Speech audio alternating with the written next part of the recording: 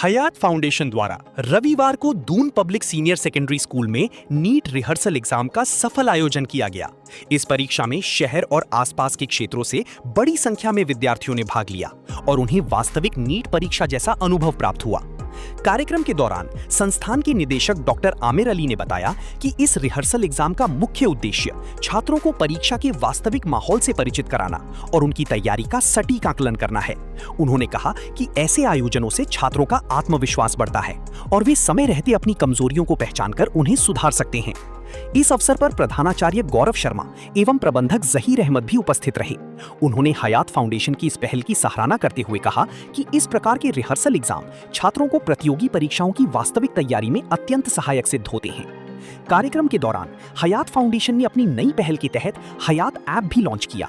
इस ऐप के माध्यम से छात्र अब नीट और जेईई जैसी प्रतियोगी परीक्षाओं की तैयारी बेहद कम शुल्क में कर सकेंगे। ऐप में अनुभवी शिक्षकों द्वारा पढ़ाई, नियमित टेस्ट सीरीज, प्रदर्शन विश्लेषण, डाउट सॉल्विंग और मार्गदर्शन जैसी सुविधाएं उपलब्ध कराई जाएंगी। विशेष रूप से ग्रामीण और आर्थिक रूप से कमजोर वर्ग के छात्रों के लिए ये पहल बेहद लाभकारी साबित होगी। परीक्षा में शामिल छात्रों ने भी इस आयोजन की सराहना करते हुए कहा कि उन्हें अपनी तैयारी को परखने का एक बेहतरीन अवसर मिला और वास्तविक परीक्षा जैसा अनुभव प्राप्त हुआ।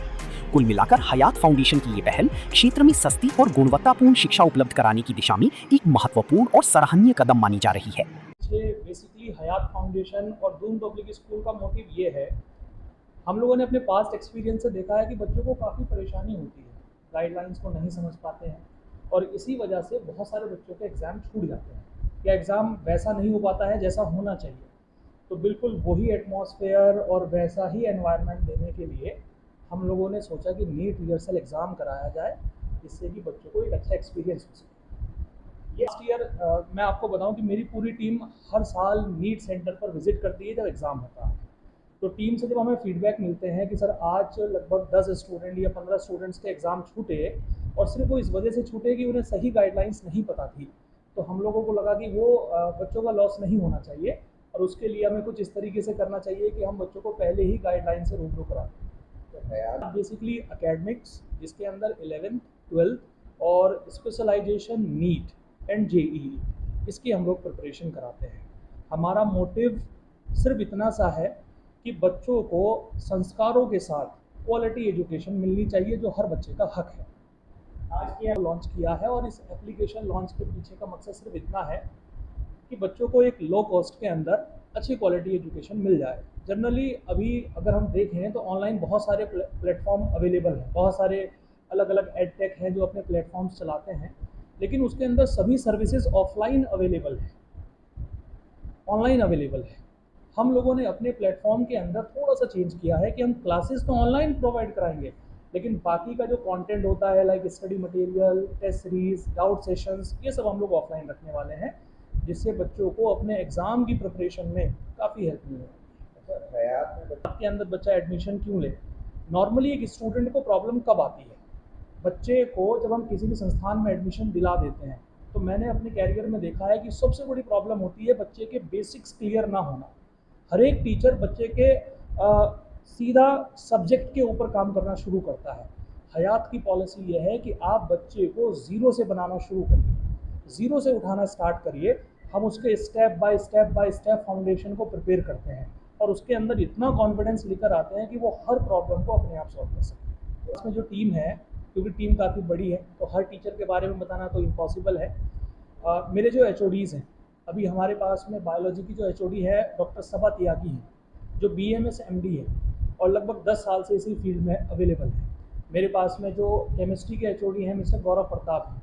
मेरे पास में मैथमेटिक्स के जो एचओडी हैं मिस्टर सुजीत कुमार हैं, जो आईआईटी खड़गपुर से बीएसएमएस है और पिछले 10 साल से मैथमेटिक्स पढ़ा रहे हैं। तो हमारी पूरी टीम काफ़ी एनर्जेटिक है, डेडिकेटेड है और सभी लोगों का एक ही पैशन है कि किसी भी तरीके से हमें, जो रुड़की के नाम के ऊपर एक सील लगी हुई है कि साहब रुड़की जो है एजुकेशन सिटी है, वो एजुकेशन सिटी का तमगा हमें रुड़की को वापस दिलाना और यहाँ से ऑल इंडिया रैंक हमें 1 प्रोड्यूस करनी है, चाहे वो नीट हो या जेईई।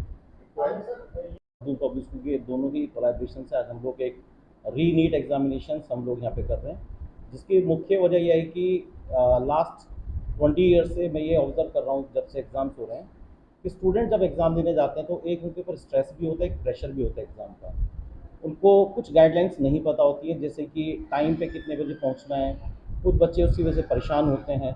तो आज एग्ज़ाम कराने के पीछे जो मुख्य जो हमारा जो कारण है वो यही है कि हम बच्चों को एक रिहर्सल दें कि वो एक स्ट्रेस फ्री, बिना प्रेशर के एग्ज़ाम में जाएँ।